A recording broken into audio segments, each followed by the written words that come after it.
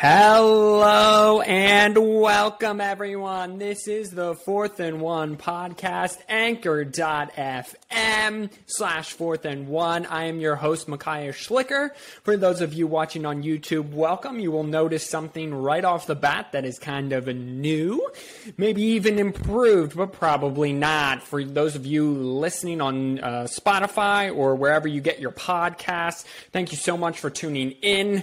I am flying solo this week, everyone. Unfortunately, the better half, the guy who pushes all the buttons, couldn't be with us today as he had other obligations. So you just get me, this sexy face, and my silky smooth voice to talk some college football. It is week 5, ladies and gentlemen, and we got a very full slate of football for you. We got such a full slate, everyone, that I am going to, of course, give you my most important 5 games to. See, I'm messing up already. I'm by myself and I'm messing up already, but that's okay because this was the last second thing, and he kind of just told me to. So here we go. Anyway, so I got the top 5 games of the week for you, but then I also got a boatload of more games for everyone to keep your eyes on. So we're going to have a great show. With or without my main man, Simeon, we are coming to you live from Lidditz, Pennsylvania.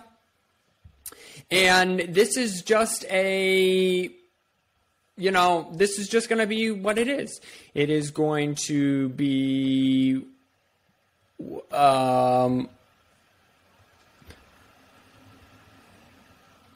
exactly. So it's probably going to be about as excellent as, well, Ricky Bobby is, which is sometimes he's excellent, but more than often not, he's sort of terrible. So we are well underway here. So we are just going to, jump right in. There's no reason to muck about, beat around the bush. We're just going to jump right in to the check down. Andrew Wiggins, the forward for the Golden State Warriors, says that he is choosing not to get vaccinated. And in the state of California, in order to attend indoor events, you must either have proof of vaccination or I think you must have proof of vaccination. Well, since he can't do that, then he won't be able to play for Warriors at home games. He says he will deal with that as the season comes. NBA players say, or the NBA has come out and said that if you cannot play, if an unvaccinated player cannot play because they have COVID, or they just can't play because they're not vaccinated and they're not, and they play in a state that requires vaccinations, that they will not be paid. Now, Andrew Wiggins is not the first player. Kyrie Irving, a little more high-profile player who plays for the Brooklyn Nets, also came out. New York has the exact same rule as California does, so Kyrie Irving isn't vaccinated either. He says it's a private matter, which, it is, and I do agree with. The NBA really isn't backing the players on this. I really kind of would have hoped that the NBA kind of would have backed the players a little bit, with it being a personal choice and all, with how fastly that the vaccine did come out. I do get both sides of it. I do understand that both sides, that the people who don't want to be vaccinated because it is so new, that there's that side of it, and I do understand that. And I understand that, it also does. The vaccine is proven to keep your if you were to get COVID, it decreases your chance of going into the hospital very significantly, and it decreases your chances of having to go to the ICU and be on a ventilator. It almost eliminates it to nothing. So I understand both sides of it. NBA staffers also came out this week and are worried about being around unvaccinated people. To those people, I would have, and contracting COVID, being around unvaccinated people, to that I would say you really don't know how this vaccine works, because you can still get COVID with the vaccine. You can still transmit COVID even if you are vaccinated. You can still pass it from a vaccinated person to a vaccinated person. You can still get it from an unvaccinated person. You can still get it from a vaccinated person. All it does, again, is it decreases your viral load a lot, which therefore will decrease your symptoms and keep you out of the hospital, which is kind of the point of vaccines in general. So to the NBA people, staffers, as the article said on ESPN, who, what's the word I'm looking for, who are worried about getting COVID from the unvaccinated. That's just not how it works. And you need to go back and review biology or have a biologist explain to you how it works, because you just don't understand how it works. For the Andrew Wiggins and Kyrie Irving, I totally respect it is your right to refuse the vaccine. Necessarily don't agree with it, but you are going to lose money as your league isn't even backing you. NFL's the same way. The NFL aren't backing unvaccinated players who miss games because of COVID. You're not getting paid. I would like to see these leagues kind of back their players a little bit more, but it is what it is. And so that, unfortunately, is the thing. Hopefully, come maybe once college football winds down, we'll have Jeb on to get his thoughts on it. But it is what it is for right now. Justin Tucker set NFL history. He did something that all kickers want to do. Pat McAfee, who is a podcast host, he is very famous. He was an all-pro punter. He was at the top of his game with the Indianapolis Colts. He was a kicker for the West Virginia Mountaineers, who I will get to in a minute here on the podcast. Justin Tucker did something that made Pat McAfee come in his pants. And for that, I'm going to give you that. He hit a game-winning field goal, which in and of itself, that would make a Pat McAfee get very excited. But he also set a new NFL record. He shattered the old NFL record for longest field goal, which was previously 63 yards, and he set a new one at 66 yards off the crossbar, bounced up in to beat the Lions in week 2. Justin Tucker was the man for the job. He is the best kicker in NFL history. He is the most accurate kicker in NFL history. Not a lot of people know his name, but his name is Justin Tucker, and he is the best kicker in NFL history, and now he has multiple records to prove it. Michael Porter Jr., kind of bouncing back to the NBA, who is a forward for the Denver Nuggets, just signed a 5-year, $205 million contract. There are a handful of players that have signed $200 million contracts in NBA history.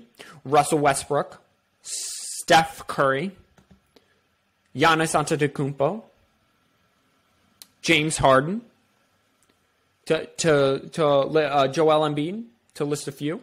And then there's Michael Porter Jr. And you might say, well, Micaiah, that's it. That ain't a thing. $200 million contracts, that's a new norm for the NBA. And I would say yes. However, Michael Porter Jr. played one game in college at Missouri. It was one of those one and done. He was hurt most of that season.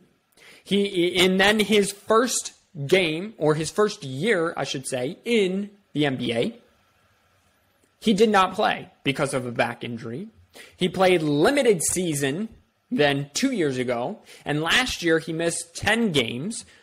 But so the season he came back, he averaged 8. That would have been his rookie season. And then last year he averaged 19.5. And I did text Jeff, and I said, Jeb, I should say, not Jeff. Oh my goodness. There we go. See, we're having a whole lot of problems on the podcast. And my button pusher is in here, so I kind of got to do both. Anyway, let's just move on. I asked him, is he worth the 200 though? And he said, I'm not sure yet. Man, I don't know. He might be. He's more athletic than Clay. The problem is he can't shoot like Clay. Can he defend like Clay? I'm just not seeing it with Michael Porter Jr. I think This was just shocking to me because of how early. Like, there wasn't production. There was 2 seasons. The one season he didn't play until halfway through the year. Last season was shortened. It was a shorter season, 72 games, and then he missed 10 games with injury. Can he stay healthy enough to be effective? He has got all the talent in the world. He's 6'9". He's athletic. He can jump out of the roof. He can shoot a little bit. Can he be that next step for the Nuggets? Because the Nuggets already got a big guy in Nikola Jokic, the Joker. Can he be that missing piece? Jeb also says that he thinks Ben Simmons is going to go to Denver. And I don't know, maybe Michael Porter will be part of that, but you don't deal out a $200 million contract to Michael Porter Jr. and then ship him off to Philadelphia for Ben Simmons. And I just lost my soundbite again. And finally, Ben Simmons' saga continues yet again. Joel Embiid came out and said that he's been given everything for this team. The team has been specifically built around him. They traded away Jimmy Butler to keep the ball in Ben Simmons' hands. And to that, I would say he's absolutely right. 110,000 million, 100%. Joel Embiid is right. Joel Embiid is fed up with Ben Simmons. He's holding out. This team in the regular season is now worse because of Ben Simmons. In the playoffs, they're probably better. Ben Simmons is playing hardball. Ben Simmons is destroying his career. No one wants Ben Simmons. They would trade him, but no one wants him for the asking price that he should have because of how talented he could be. But no. So, that is where the Sixers are. As this story continues to develop, we will, of course, bring you all that information. But this is a college football podcast. That was the Checkdown brought to you by you, the viewers. Again, anchor.fm/4th&1. Go subscribe. Go support us. That we would really appreciate that, even though I am just flying solo today. My main man, he should be back hopefully next week, but we'll have to see. Anyway, well, that is the truth. However, I do have some breaking news.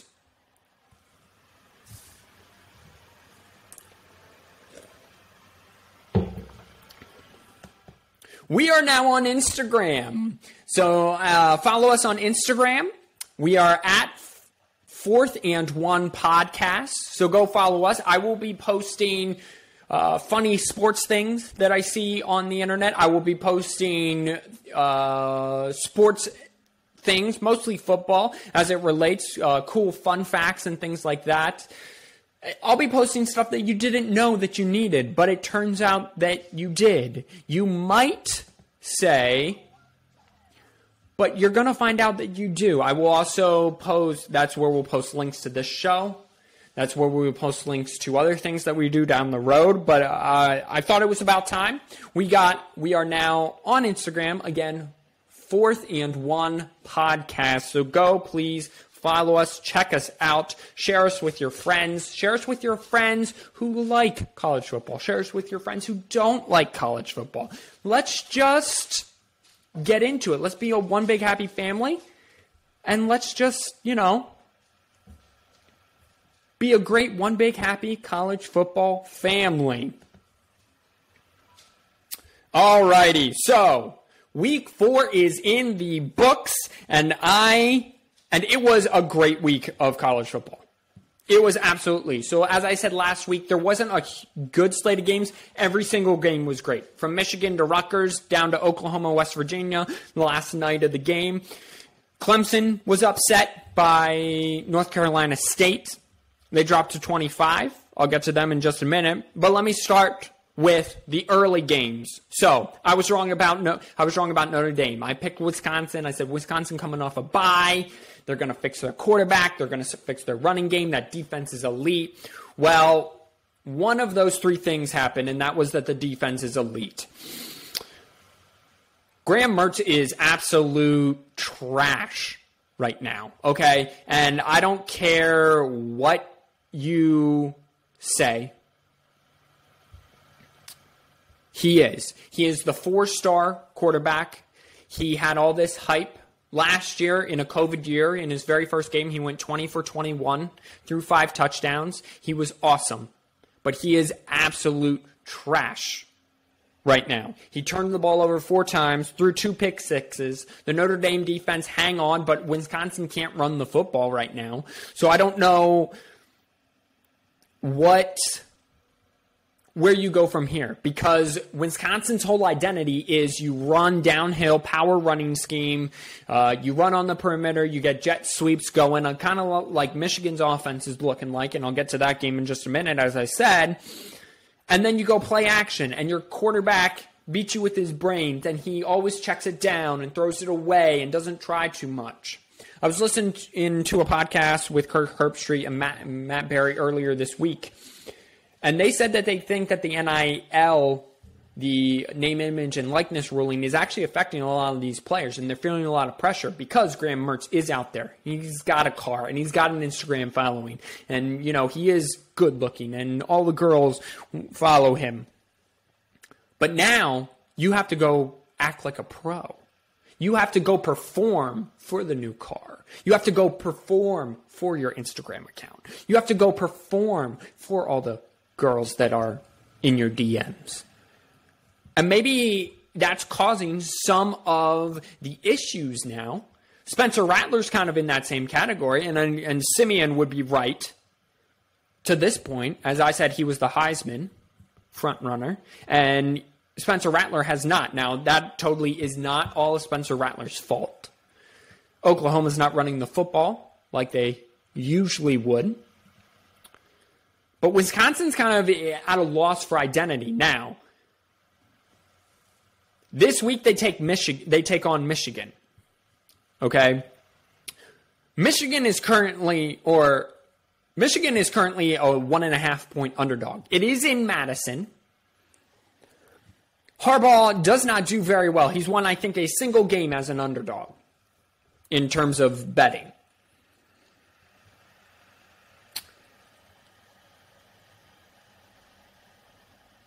So Michigan, I highly expect. My heart tells me Michigan's going to lose. My brain tells me Michigan is a more complete team and that Graham Mertz is going to turn the ball over, and I can't trust Graham Mertz. But I can trust Cade McNamara, who hasn't turned the ball over yet. Michigan is the only team left in the FBS who hasn't turned the ball over. And it's the first time that Michigan has never trailed through their first 4 games since like 1976. It was close down the stretch. The offense kind of fell apart late in the Rutgers game for Michigan. But their defense, as I said last week, could, at some point, this defense, Mike McDonald, the defensive coordinator, is going to have to get this defense to stand up and say, you got to make a stand because this offense isn't getting it done. And that's exactly what it did on Saturday. Offense went up and down the field on Rutgers in the first half. And then in the second half, Rutgers completely took the game over. Michigan was out time of possession and outgained, but somehow pulled off, held on. Rutgers missed the field goal late and then turned the ball over. Rutgers was another team who hadn't turned the ball over, and they made the mistake. So Michigan's not looking hot.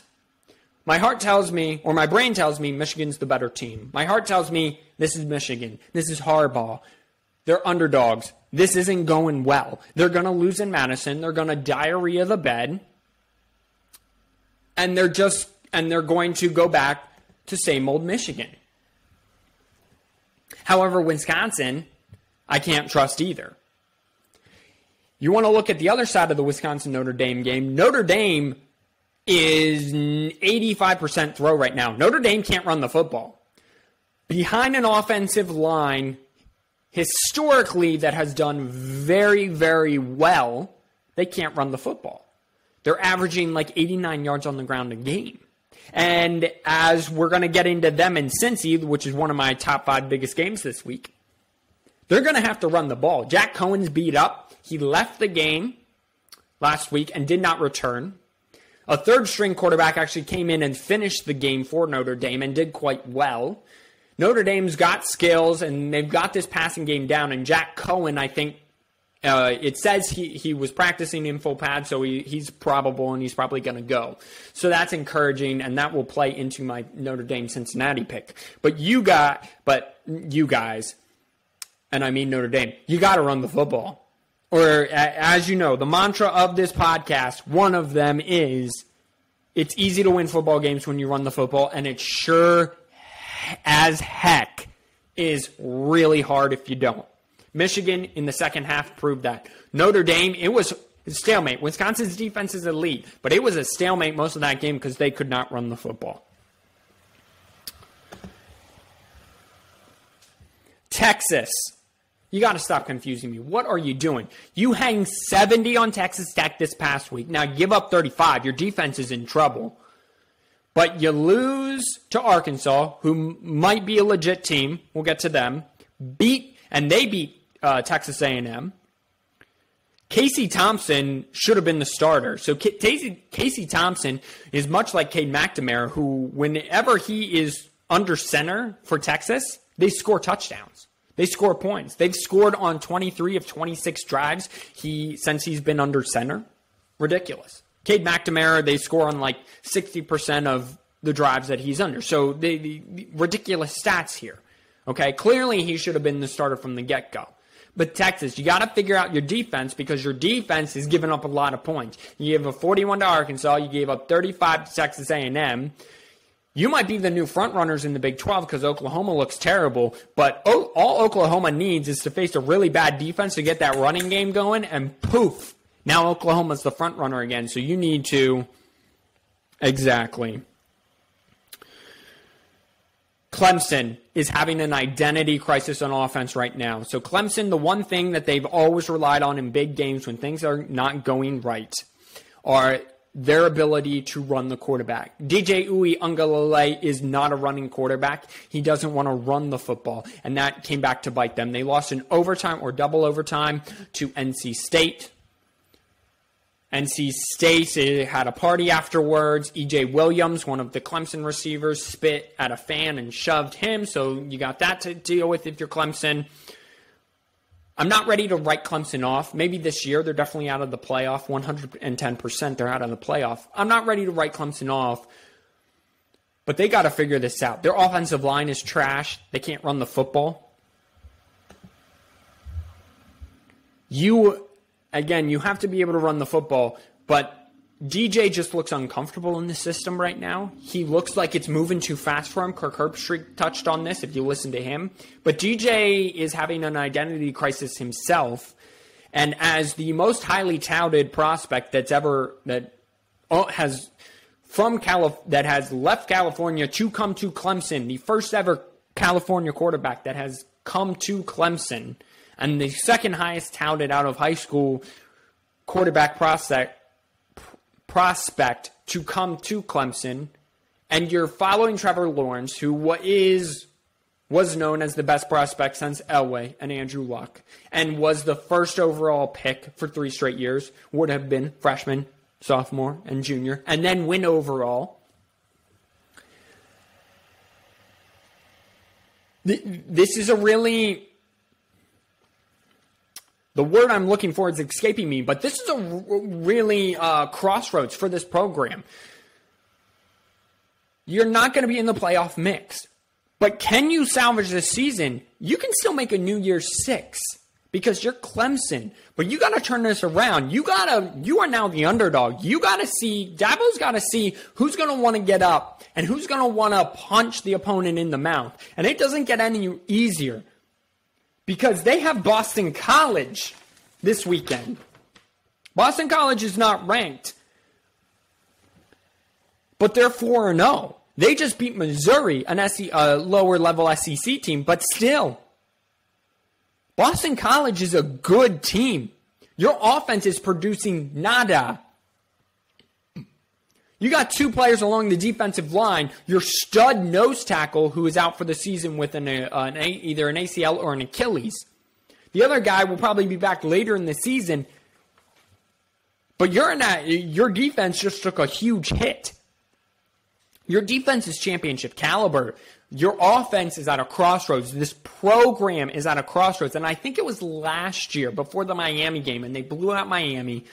And so we didn't really pay any attention to it. But I made a comment, and I remember making this comment, that if Clemson were to lose to Miami, they started showing signs of decline a little bit. And I wish I had kind of not bit off or drank from the Dabo Swinney can make anything work.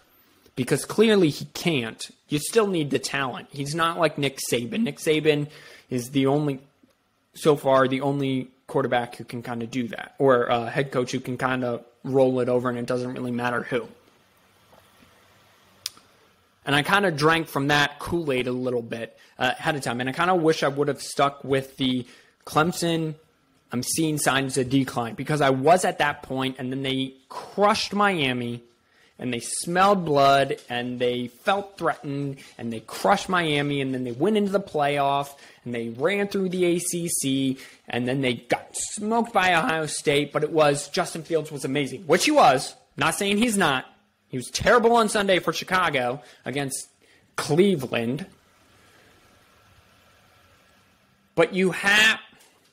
I just really wish I would have stuck to it. But Clemson definitely at a crossroads. Baylor looks like a legit Big 12 team, except I made this comment before I realized that they were outgained and out time of possession by Iowa State big time. Baylor gets another shot at a ranked team, Oklahoma State. They're on the road this week. I'll get to that in just a minute. Penn State looks like the best Big Ten team. Even though they came off of, it was just a 21-point win, which is fine. You're coming off of the whiteout game. There's going to be some letdown there. Villanova's a very good FCS team, very high scoring, and I wouldn't be surprised if Villanova brings home some accolades at the end of their season in the FCS. But Penn State, to me, looks like the best Big Ten team. And finally, I kind of touched on this a little bit. Spencer Rattler isn't the problem. It's Oklahoma. They still can't run the ball. And Oklahoma has to run the ball to be effective. We touched on this. My mom kind of got into, she didn't really get into me, but, it was a few episodes ago. She said, what is defensive driving, which is defensive driving is always act like, you don't know what the other cars are going to do. And I kind of got in because everyone should know Oklahoma is not effective if they can't run the football. And they weren't against West Virginia. It was a walk-off field goal, 16-13. The crowd, the home field was chanting, "We want Caleb." Caleb is Caleb Williams, a 5-star recruit quarterback who is his backup. True freshman, never played in a college game. And they were chanting, "We want Caleb." That's got to be a shot to the ego. But again, Spencer Rattler got a new car, got a new truck, got his own clothing brand, got all the girls, got them diamond studs in the earrings. He says he doesn't hear it. That's a bunch of baloney. That's a bunch of bullshit. I'm sorry. Everybody hears that. Everyone's going to hear your home crowd, the crowd who's supposed to support you, chant, "We want Caleb." So how does he handle that? And he's got a tough matchup this week against Kansas State. All right. So that was the review of Week 4 in college football. I'm trying to find a soundbite here. I am absolutely trying. I'm trying to just hold it together for you, the viewers, because you deserve the worstest podcast on the interwebs. Before we move on, I kind of want to give my top 10 because the AP top 10 isn't exactly lining up with what I think the top 10 should be. But whatever pep talk they gave at the National Defensive Coordinators Convention, which, Mom, it isn't a real thing, so no, they don't send me in the text message that do they actually have a National Defensive Coordinators Convention? Because if so, that is so cool. No, Mom, we don't. They don't. This is just a joke. Flashing light above the head. Sarcasm. Whatever pep talk, though, they gave at this has clearly worked. These defenses They're so improved. And this is not just an improved from a COVID year last year where defenses really weren't tackling. We kind of touched on that in previous podcasts. Last year we touched on this. This is improved from 2 years ago. Ohio State, Clemson, Alabama, Oklahoma were murdering people.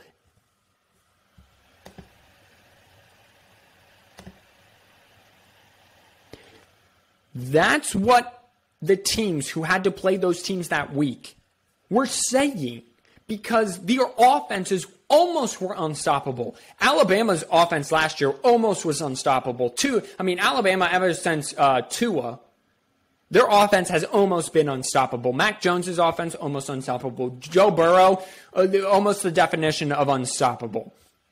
But you get all the defensive coordinators in there, and all you hear for the last 3-4 years there's no more defense in college football. Offense reigns. This is going to be the way it is. These same 5-6 teams, Alabama, Georgia, Clemson, blah, blah, blah, are just going to be there. I was one of them. I was drinking the Kool-Aid. I'm just like, well, we better get a 12-team playoff because I'll tell you what.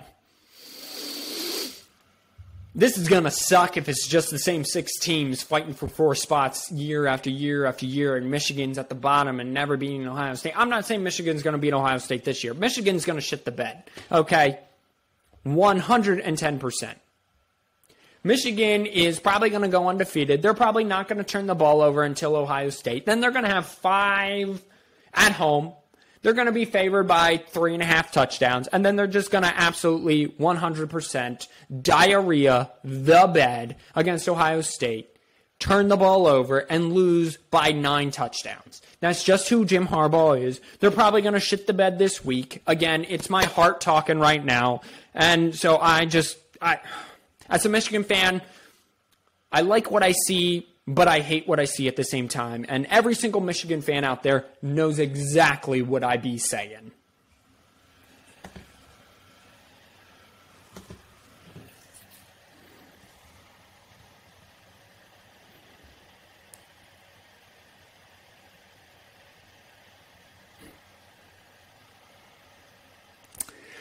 Also, another stat that kind of goes along with this defensive coordinator and all of them forming an alliance at the National Defensive Coordinator Convention. Again, not a real thing, Mom.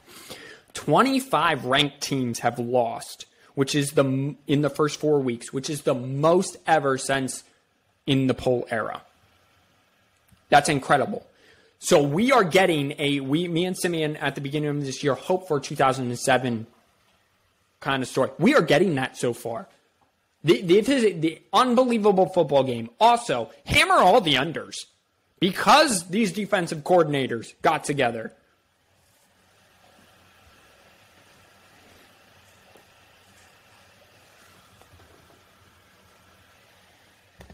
And formed alliances with each other and got these defenses better.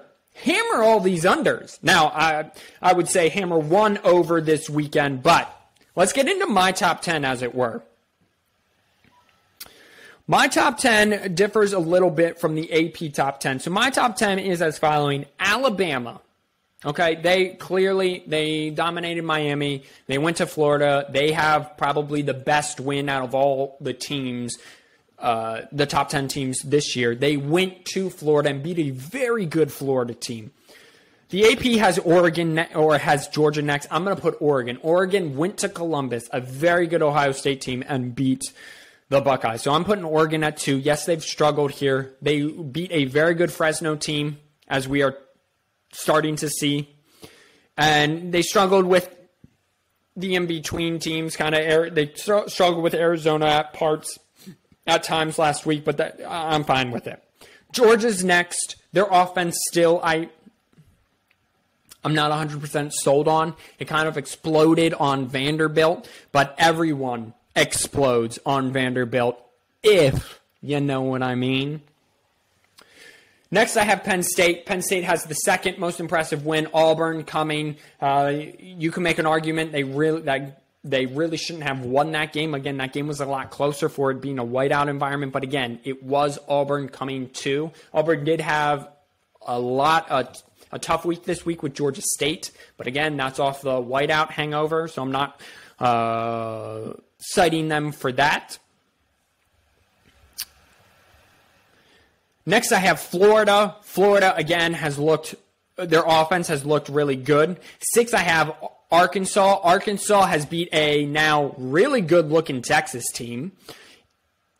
And then they beat Texas A&M kind of at a neutral site game, although it was mostly Texas A&M fans. Next, I have Notre Dame. You beat a really good Wisconsin defense. You hung in there. Next, I have Oklahoma. Oklahoma just is not the same, as I touched on. Their inability to run the ball. Cincinnati I have next because you are undefeated. However, you didn't look good for 3.5 quarters for 2.5 quarters against Indiana. And this week you play Notre Dame, so if you beat Notre Dame, this rating goes out the window. And next I have Iowa. I don't trust Iowa's offense at all. Their defense is elite. But with that being said, I'm going to give you my top 5 biggest games of this weekend. So that was my top 10. That was brought to you by the viewers. I am doing my best here. I am flying solo. I'm getting notifications on my phone from my wife. I'm checking my notes. I got notes written here. I got notes written over here. By the way, you want to make some money? Go bet on the games I tell you to bet on. I went 3-2 last week. I am hammering down right now. I am 6, 7, 9, 12.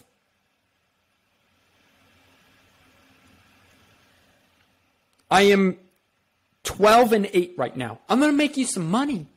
Go bet on the games I'm telling you on. Now, Simeon's not here for his lock of the week, so I will give you a lock of the week, a 100% lock, and it won't be on one of my 5 biggest games. So it will be from one of the games that you need to keep your eye on. So stay tuned for the lock of the week. But absolutely, I'm making you money. Simeon, finally, also, we need to find...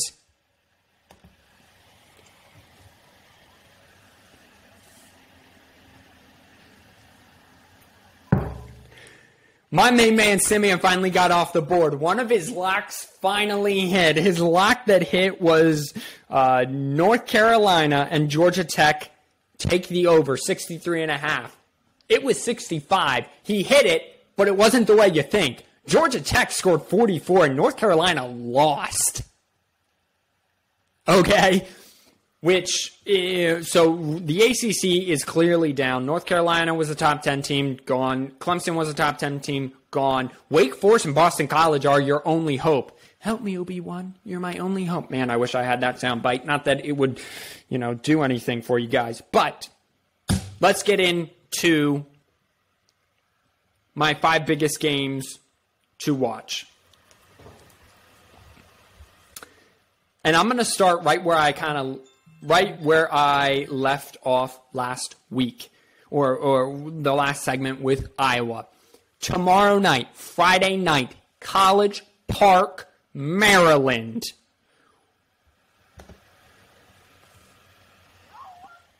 A game that only die-hard college football fans are going to watch because it is Iowa and Maryland at College Park on a Friday night. Most people are going out partying. I will only be able to catch the end of the game because of what I'm watching this weekend, which I'll get to in just a minute. Number 5, Iowa is going on the road to Maryland. They are only 3-point favorites. That's a field goal for all of you boys and girls listening out there and keeping track. The over-under is 48. Maryland can throw the ball round. Talia Tagovailoa, which is Tua's younger brother, is at Maryland and throws for 353 yards a game. They are a big play offense.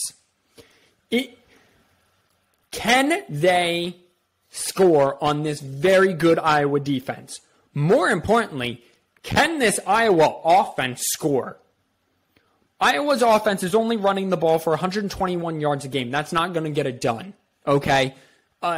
you have to run the ball better because your quarterback is not very good. You have no play action downfield passing game. So the keys to this game are pretty simple. Can Iowa run the football better on a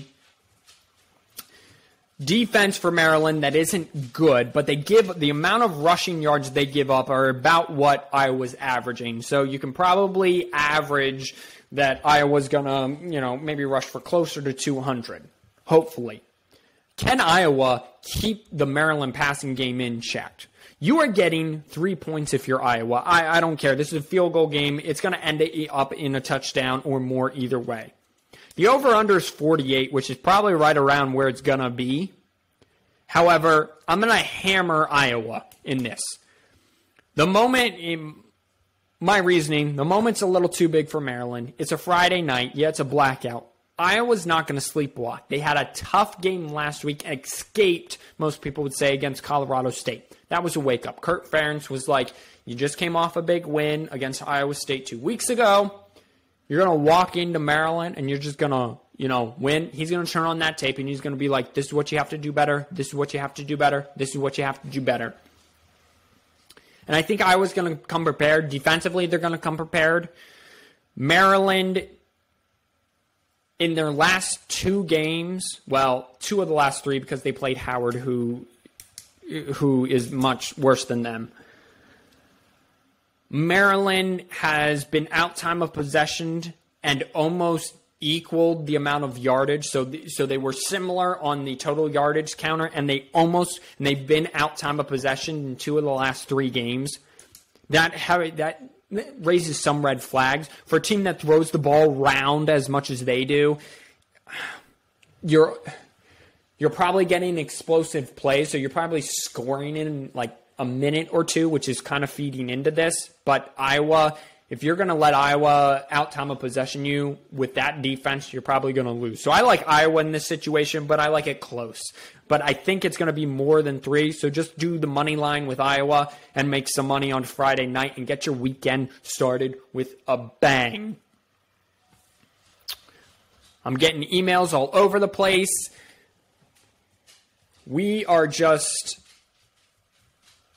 This is just absolutely the worstest podcast on the interwebs, but that's okay. Next, a top 25 matchup that is being hidden on the ESPN family of networks, which is fine because it probably should be, and they're much more sexy games, as I would say. They're much more Brooklyn Decker games. They're much more My Wife Carrie games on the schedule. But it is number 21 Baylor getting 3.5, so they are underdogs at Oklahoma State.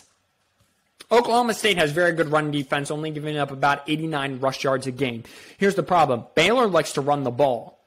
Baylor, though, last week against Iowa State was outgained and out time of possession, but they had a kick return, and they were able to force Brock Purdy into a turnover. Baylor also had 9 penalties for 100 yards at home. It really should never happen at home because some of those are false starts at holding. Can they get offensive production, meaning Baylor, and they had a sloppy win? They are now on the road, nighttime. This is a 7 o'clock game, I'm pretty sure. It is a nighttime game.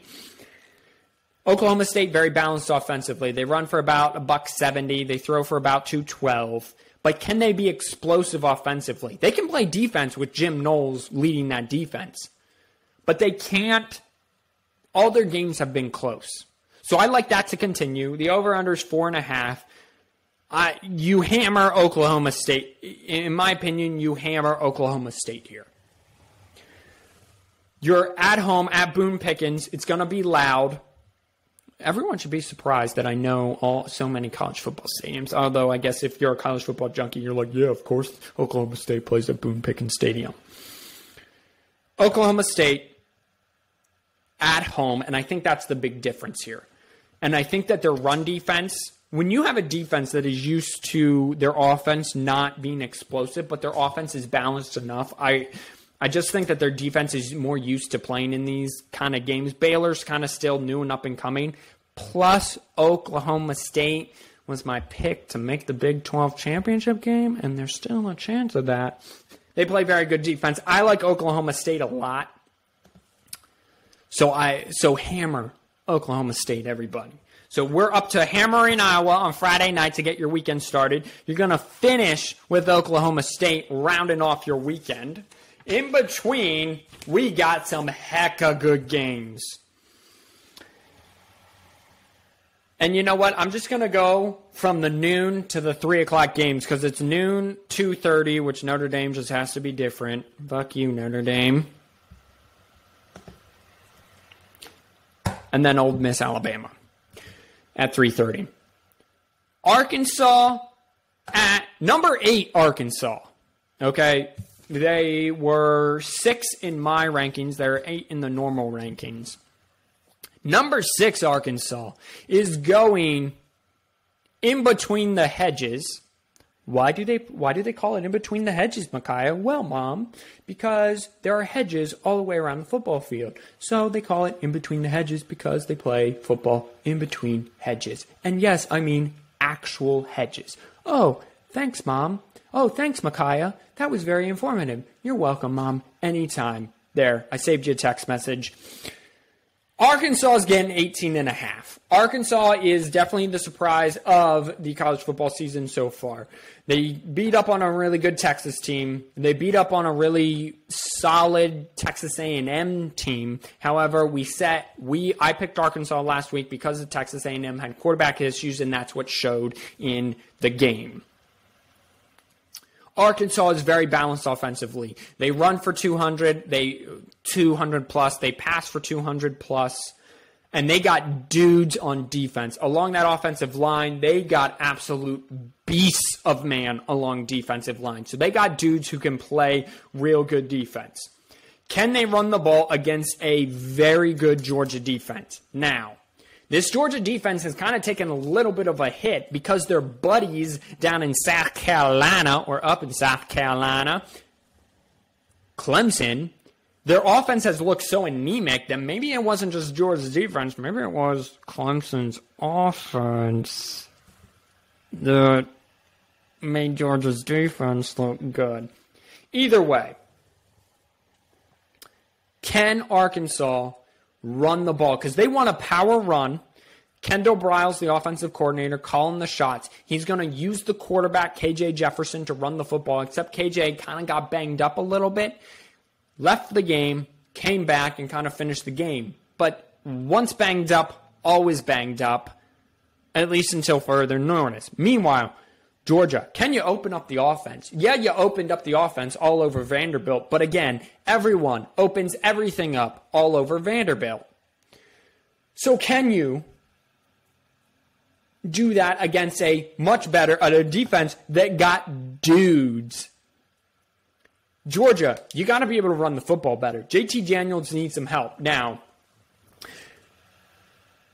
Trevor Bauer, who is the tight end for Georgia, he's emerging as a reliable option. He's a freak. They were running jet sweeps with them. What are jet sweeps, Micaiah? Well, Mom, jet sweeps are when, before the snap, you have a player go in motion, either if the quarterback is under center, behind him, or in the shotgun, in front of him. You snap the ball, and you basically give it right to him on the way, so he's at full speed, and he's able to be at full speed and get the ball and hopefully get the corner around the edge. Oh, thank you, Micaiah. That was very informative. Oh, you're welcome, Mom.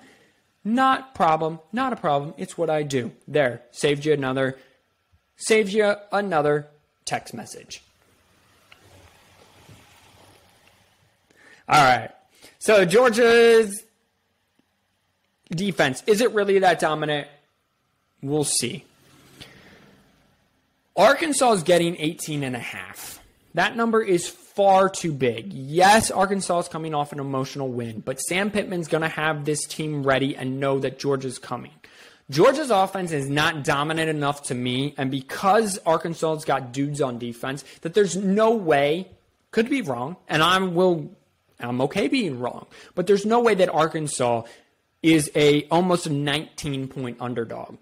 I like Georgia to win this game, close game, But you're going to hammer Arkansas plus the points. So Arkansas is getting 18.5 points. You're going to hammer that. You have 2 touchdowns and change.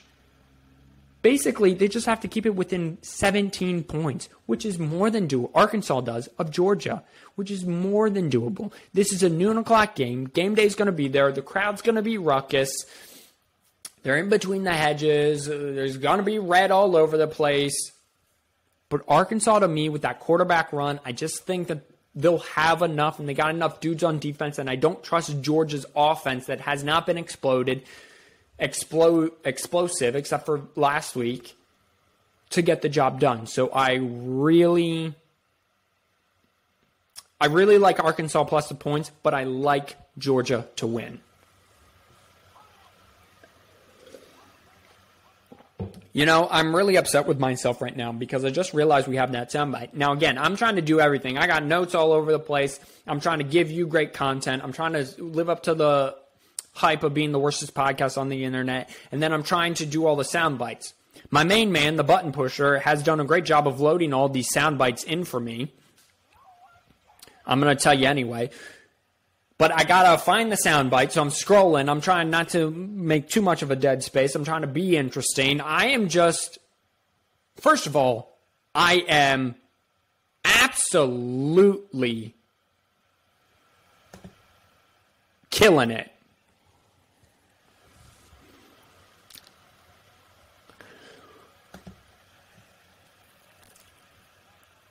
And I'm having a conversation in of myself with these sound bites here. But I'm trying not to have too much dead space and provide great content. So, again, bear with me. But I feel like it's going pretty well so far. Anyway, let's jump back in here. Number 7, Cincinnati, going to Notre Dame. Notre Dame, once again, is the underdog. Fool me once, shame on me. Fool me twice, shame on you. What will this be? I took Wisconsin. Underestimated Wisconsin. I'm not underestimating Cincinnati by any means. But this is their season. They had to beat Indiana, and they have to beat Notre Dame, and then go undefeated in the AAC to make the college football. And if they do that, they make the college football playoff. They are the first group of 5 team to make the college football playoff if they do those things. But this is it. They lose this game, poof, they're out, they're done, don't care. The committee will find a 2-loss Pac-12 winner or a 2-loss Big 12 winner before they ever put a group of 5 team, 1-loss group of 5 team in there. Guarantee it, mark it, boom. Okay? Cincinnati, this is their season, and they know it. They're hearing all the clatter. They're hearing goons like me on their podcast saying, Cincinnati, you got to win, you got to win, got to win. Pressure, mounting, but they've been dealing with it. Ritter did not play. Desmond Ritter, the quarterback for Cincinnati, did not play well at Indiana. Cincinnati was losing that game, and momentum was shifting towards Indiana until McFadden, Indiana's middle linebacker, got thrown out of the game for targeting, and then they got a big kick return for a touchdown. Cincinnati did, and then things turned, and Cincinnati went on a run and won the game. Cincinnati can play defense with Notre Dame. The Notre Dame defensive coordinator was the defensive coordinator at Cincinnati. So he knows Cincinnati very well. Jack Cohn is expected to start. But can Notre Dame run the football? That's still the biggest mystery to me. In a program that centered themselves around the offensive line so much that now they're in a down year and they don't know how to figure it out right now. It's very surprising to me. Can they run the ball on a good defense? Is Jack Cohn healthy? I think the answer to the latter is yes. The answer to the former is I don't know. Because Wisconsin's very good. Michigan's about to find out just how good Wisconsin's defense is. Can they win the line of scrimmage and stop Cincinnati's passing game? I don't have any doubt that Notre Dame will be able to stop the run because Notre Dame is giving up like some astronomical low number, like 66 yards rushing on the year. You know, it might be a little higher than that, but they're not giving up many rushing yards. Enough to where rushing, they're taking the running portion of every offense out of the game essentially. But they're not running the ball themselves either. Over-under's 50.5. You're going to stay away from that because this is about that. Or if you do, again, if you don't want to stay away from it, take the under. Again, because all the defensive coordinators got together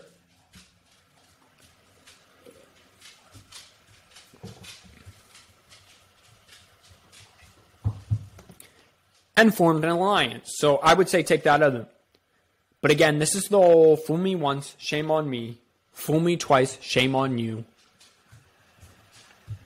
It's at home. Notre Dame knows this is a big game for Cincinnati.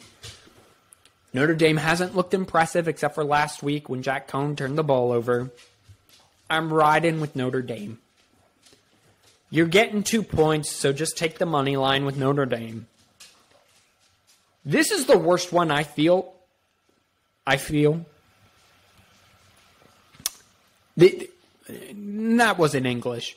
This is the game that I feel worst about my pick. Because Cincinnati kind of has that Notre Dame kind of back in 2012 vibe where it was them versus the world. And they had to Notre Dame had to run the table and beat Oklahoma late in the year and beat this other team late in the year that was USC, I think, that was highly ranked.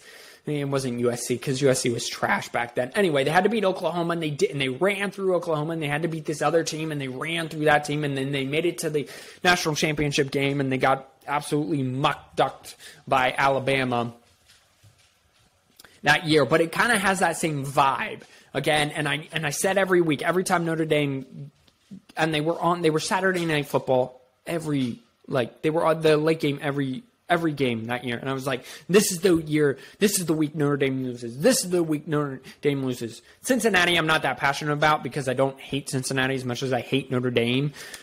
But it has that feel. It has the beginning of that feel. They're not good enough to do this. They're not good enough to do this. They're not good enough to do this. I think Notre Dame finally gets them. Could be wrong. And if Cincy goes in there and beats them, great. It's a close game. Again, you're hammering the under of 50.5 if you're going to do it. I'm not touching that. I'm taking Notre Dame. If you want to take Notre Dame plus the points just to, save yourself a couple points in case if it's a 1-point victory. But either way, if Notre Dame wins, you win. So, again, I'm taking Notre Dame there. And finally, maybe the game, in my estimation, it's the game of the weekend because this is where all the fun is.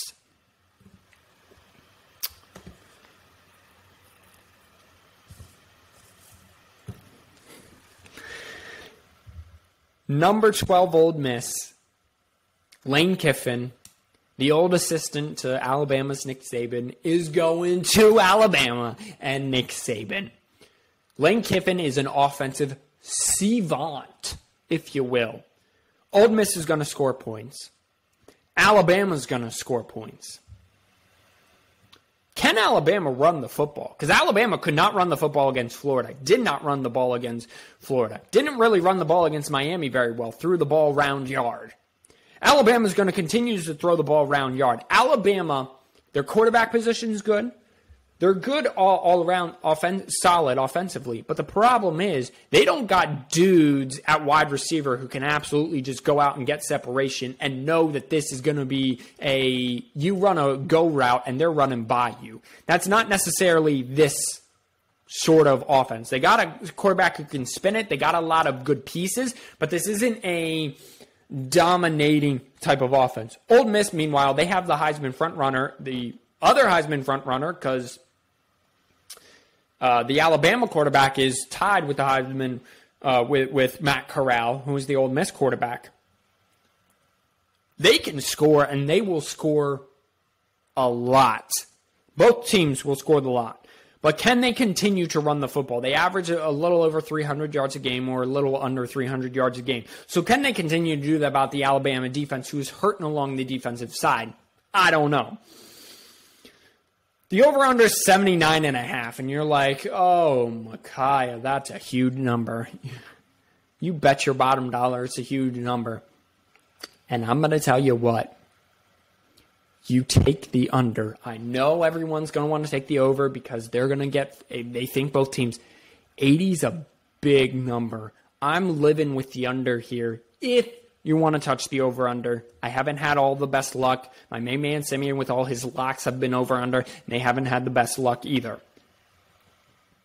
Ole Miss is getting 14.5, so I'm taking Alabama to win, but I'm taking Ole Miss plus 14.5. I think this is a 10-point game, but it's a 10-point late, and each team's within 10 points, and if Ole Miss pulls off the upset, then you'll win money anyway. So it's Ole Miss plus the points. I almost went Ole Miss outright.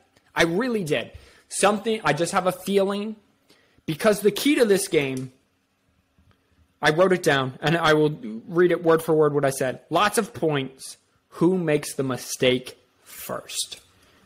Is it Matt Corral, the veteran with Lane Kiffin, going up against a really good Alabama defense? Or is it Bryce Young, first-time starter, $7 or $1 million name, image, likeness deal, and the Alabama offense? Who do you trust more in this situation not to turn the ball over? And in this case, I'm saying it's Matt Corral. But, because Matt Corral really hasn't turned the ball over, and Bryce Young has. 1 interception, but still, Matt Corral has 0. But I still like the Alabama to win because it's at Bryant-Denny Stadium in Alabama. It's at home. You got the fans. They're going to be ruckus and loud. I'm not saying it's impossible to win there. Johnny Manziel did it a few years ago. But it's pretty difficult to win there. And so you're asking me, you're basically saying, Ole Miss, your defense, now Ole Miss's defense is very much improved from last year, but you're going to have to stop Alabama. Alabama, you're going to have to run the football. I can't believe Ole Miss is getting 14.5, which is why I'm taking Ole Miss plus a point. But I'm saying that it's hard for me to fathom. You take Nick Saban until he's proven that he can't be taken in big games anymore. And so I like Alabama to win, but I like Ole Miss to cover. And again, if you want to touch the over-under, it's 79.5. That's a huge number. I just think that, the defensive coordinators got together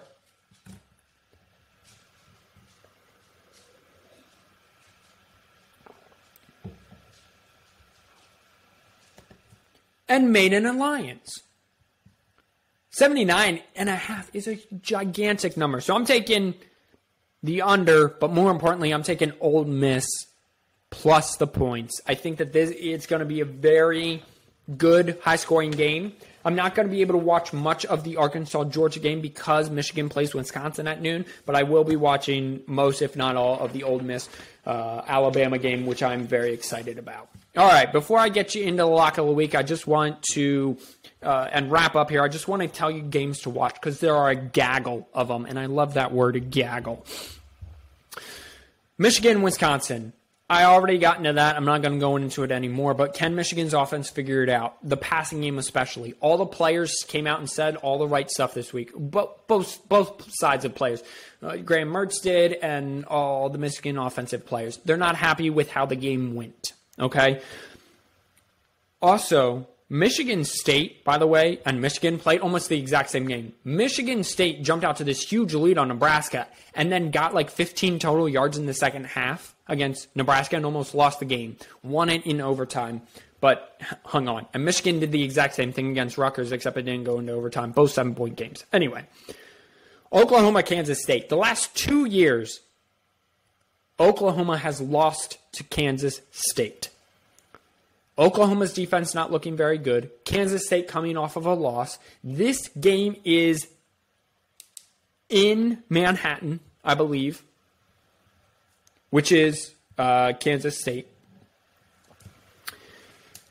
Very intriguing game. Oklahoma needs to figure this thing out very quickly.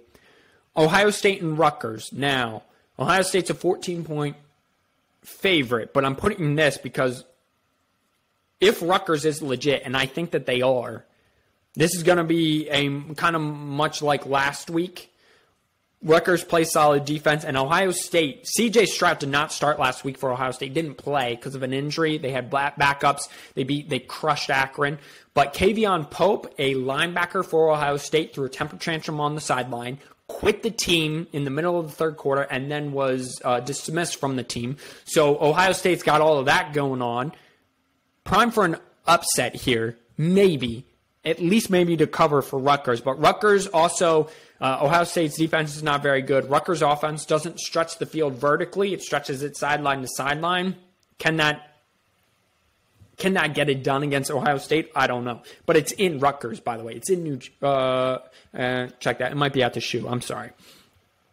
Florida at Kentucky. The only reason this is intriguing to me is because Kentucky's undefeated. Here's the problem. It's at the Swamp in Gainesville. I like Florida in the game, but still an intriguing game because Kentucky's offense has been looking better and they're undefeated. Indiana at Penn State. This is a night game. It's going to be the stripe out game, I was told by my physical therapist. So, it's going to be blue and white stripes. So it's not the whiteout game, but the atmosphere is still going to be there, and it's still Penn State. It's still a night game at Penn State. This game is going to be a lot closer than what I think people are mostly expecting.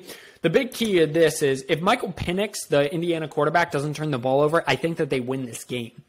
However, Michael Penix has thrown like 6 interceptions on the season, 3 of them to Iowa, and then like 3 to in the 2 biggest games he's thrown the ball the most. So can Sean Clifford keep his great quarterback play going, and can Michael Penix not turn the ball over? That has yet to be seen. Boston College at Clemson. I touched on this already. Boston College undefeated, Clemson reeling. This is for Clemson the turning point in the. This is the fork in the road, and you better as heck respect Boston College. Auburn at LSU. LSU, after that UCLA loss, which is looking better and better because UCLA is starting to prove being a solid team, gets Auburn. Auburn coming off of the Happy Valley game, struggle with Georgia State, change of quarterback, Bo Nix out, the transfer quarterback in. LSU can get back into the top 25, only got the 1 loss out of conference. If Ole Miss beats Alabama, they're ahead of Alabama in the SEC standings. All I'm saying is keep an eye out. This game's big. And Auburn's loss is out of conference too, up at Penn State. Auburn, 21 in the country. And finally, UCLA and Arizona State. Arizona State, quite frankly, and we touched on this, should have beaten BYU. Absolutely outgained them, out time of possession them, turned the ball over though. UCLA, after a loss to a very good Fresno State team, came back, trampled over Stanford. Stanford on the up-and-coming, though. Can UCLA run the football against Arizona State? That's my question. So that's my thing. Those are my games to watch. I got top 5 games, and just real quickly, so just in case you're on FanDuel or DraftKings trying to get a bet, you're taking Arkansas plus the points, but I'm taking Georgia to win. You're taking Notre Dame money line. You're taking Ole Miss plus the points or the under of 79.5. You're taking Oklahoma State money line, or if you want to take it minus the points, that's fine. You're taking Iowa money line. And I should have another one. Oh, no, that's all of them. I just went through them quick. Okay. So, yeah. And so hopefully your weekend starts out great with an Iowa win. And it ends great with a Oklahoma State win. And in between, you get an Arkansas cover, and you get a Notre Dame win, and you get an Ole Miss cover, or they don't score as many points as the bettors seem to think that they will. Here's hoping. I'm going to make you some money either way because I've been on absolute fire. Maybe not in this podcast today.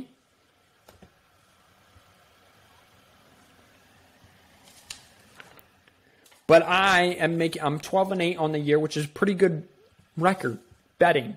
Anyway, so it's time for my lock of the week. And this is in place of Simeon, and I'm stepping on my cord there. So I really don't know what my lock of the week is going to be because, I expected Simeon to be here and it was kind of a last minute ordeal. However, I'm going to do it. My lock of the week, and I really don't have a sound effect for this, but my lock of the week is Michigan, as the underdog, goes into Madison and beats Wisconsin. That is my absolute lock of the week this week. I had to do it because I'm a Michigan fan. But Michigan, underdog.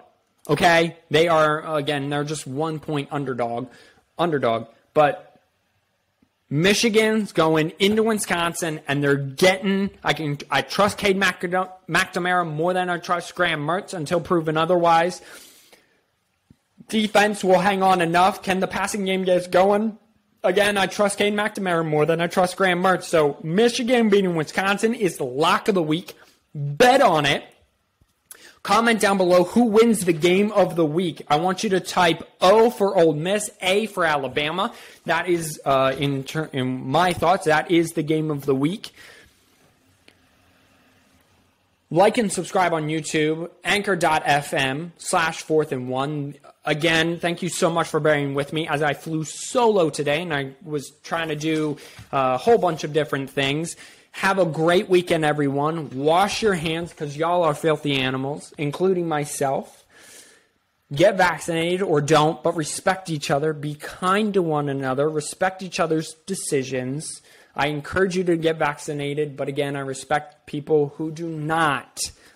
Have a great weekend. Enjoy your college football Saturday. Enjoy this lovely fall weather if you're here in the Northeast or if you're in South Central Pennsylvania.